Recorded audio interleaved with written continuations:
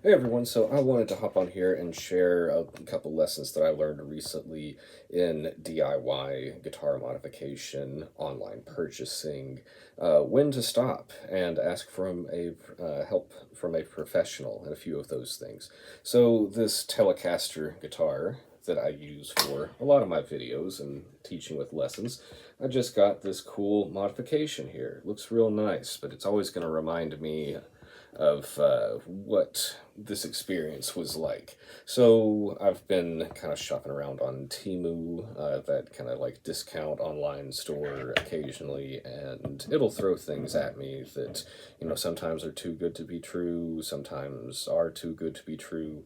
And one of them that really seemed interesting to me recently was this pickguard bridge sort of deal for a Telecaster, and came with this piece as well. Now you'll notice this is the only piece that's on here, and I will get to that. So I bought these two pieces, the screws, Allen wrench, and everything that came with the set for just over $17, which is not bad. And I thought that's where the investment will end. I will be able to install the rest of this myself, and be no problem. It'll be great. It'll look super cool, and this guitar will be a little bit more special. Well, there's a few things I didn't consider, having not done any modification like this before. One being, this is not a standard Strat, Telecaster. This is a Nashville with an extra pickup right here in the middle, and that can change a little bit of this stuff here, as I was to find out. So it took a little while. Things from Temu usually take longer than Amazon to arrive. So I was really anxious for it to get here, and when it arrived, I right away just went and grabbed the Telecaster and sat down at the kitchen table and clipped off all the guitar strings and started going to town, just taking out all the screws, down here. There's a few, there's one, two, three, four down here. And I got this part out and got the knobs off and everything, and then I'm trying to put this piece on, and you know what, the little holes are too small. I have the old piece right here, so this piece, these holes were larger than what was on the new piece. And also, if you notice, I didn't notice until getting it off, but this thing had clearly been dropped by the previous owner and warped this point right here. So that was something I learned about as well. It's kind of like a shoehorn now, almost. I could use it for. So I got that far, realized I was having a problem with this, and should have stopped right there. But I didn't. I thought, well, I'll just come back to this and maybe put it together. So I go to the bridge. Now, a few things that I didn't notice about this or didn't take into consideration. For one, I went for the pickup first and unscrewed it from its housing, and of course it just kind of falls in, and I can't get the screws all the way out. I'm kind of so now I have to get this part off.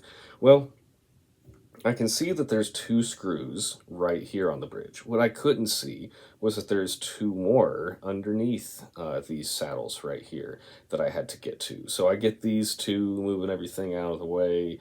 I've already gone too far. I know that I've messed up, but I'm still going at it anyway. And not seeing these two down here, I'm trying to pull up on this.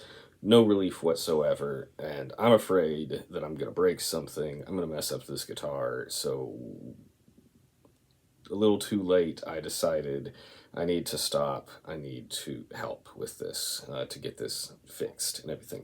Luckily, I live in Nashville. There are plenty of options for guitar repairs and things. Normally, there is a guy that I like to go through for setups. He's real affordable, young guy, and he's done good stuff. I have to like meet him out somewhere. He doesn't have like a shop to go to or anything. And with the time frame that I needed this in, I just said, I'm just not going to be able to make it to Smyrna to meet up with this guy. I need this a lot. So Smyrna is a little bit south of Nashville, and from where I'm located, I'm like, I really need to go with somebody that is nearby and that I'm not having to waste that gas and time getting back and forth to and everything. So one of the shops that is nearby for me is a guy named Modman. His name is Roger, but it's a single guy working in the store. He used to have like a little shop kind of down around the way from it, and I really like the place that he's in now. It's right on a corner, a lot of activity and stuff, and he's the only person that works there. So he's the one that you deal with, and I've had good experiences with him before. So I call him up. I'm able to get this guitar in right away. He's got a few things in front of it, but being Nashville, it's one of these things where the people are out of town. So he actually was able to get to my guitar a bit sooner than he would have been because of circumstances like that. But it was really nice of him to bump the instrument up there and get it taken care of. He called me yesterday. It's only been in the shop a few days at this point, and two or three of those days were snow days here. So I don't know if he was able to make it over there at all or anything.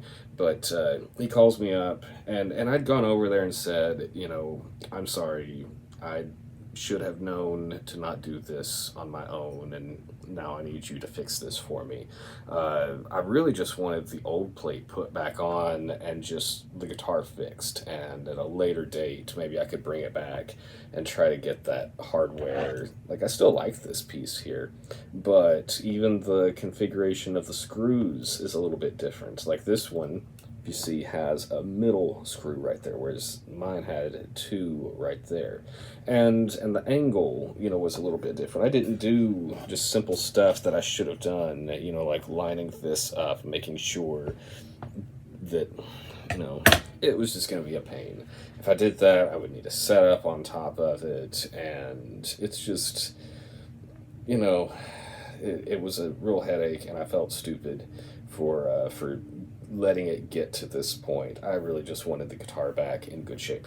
But he called me up, told me he was able to rework this. He was super nice and even routed out this part. It was a little bit too big. You'll notice I don't have the little knob on here. I've been keeping this one off anyway, just because it's a 5 toggle switch and it wants to pop off there. But this plate is slightly taller than the old plate was, so there's even less space than there was before. So I'm gonna have to figure something out with that. Real interesting too, I wanted to point out, when I first brought the guitar over there, I didn't tell him what model, what color, really what it was. I may have said Telecaster, but when I walked in, he had a guitar laying on the counter that was this guitar. I mean, it was like the exact same thing. In fact, we even looked at the serial numbers, and they were less than 100 apart. This one being slightly older than the other one that he had, and I'll include a picture of that for you to see too. But it was wild. I saw it and I said, "That's it." And he, "Oh, sure." And he get it, and he's like, "Wow, yeah, you weren't kidding." But anyway, yeah, he actually did get this part back on. It was gonna be quite a bit more. Well, honestly, I say that, and he was very generous in his offer to get this part swapped out, but it was still going to need some extra work and things that I just really wasn't planning for at the moment. So I do still plan on doing it, and I totally trust his abilities in being able to make it work and everything. I just, was like, man, I've already kicked myself in the balls this week with this, and I don't want to do it, just feel like it was even worse, with that. So I just went for this. I still think it looks great. It plays great. I even went with a different set of strings for it. It was the Ernie Ball. It was a Ernie Ball 9.5 set that I had never used. I don't even remember the name of it or the color of the package, but it was one I hadn't used. I don't go with Ernie Balls a lot. I know they're kind of a popular, can get them anywhere type of string, so I like that. But this is a good set. I think it might have been called the Primo, or maybe it was either the Primo or the other set. I think that one of them had a low 42 string, and the other one maybe had a low 46, and I probably went with the 46 if I remember correctly. If I find out it's wrong, I will correct myself on that. But yeah, I'm glad to have this guitar back. I do, like I said, plan on getting these covered at some point or put on here. I hung on to it, but yeah, I really kind of feel stupid with this whole thing. I should know better than doing this. I've had experiences not exactly like this, but like it before, and it's a valuable lesson though. I should know not to try to modify instruments too far beyond what I'm actually capable of, and yeah, I'm definitely gonna try to take that advice and pass that along too. Be able to tell when you've reached that point of going too far and when it's time to stop. And if you need a professional help, hopefully you have somebody in your area that would be able to assist on that there. I'll go ahead and wrap it up, though. It was just something that is on my mind. And I thought, man, I better go ahead and just make a video on that. Thank you guys so much, and I will see you in another video here soon.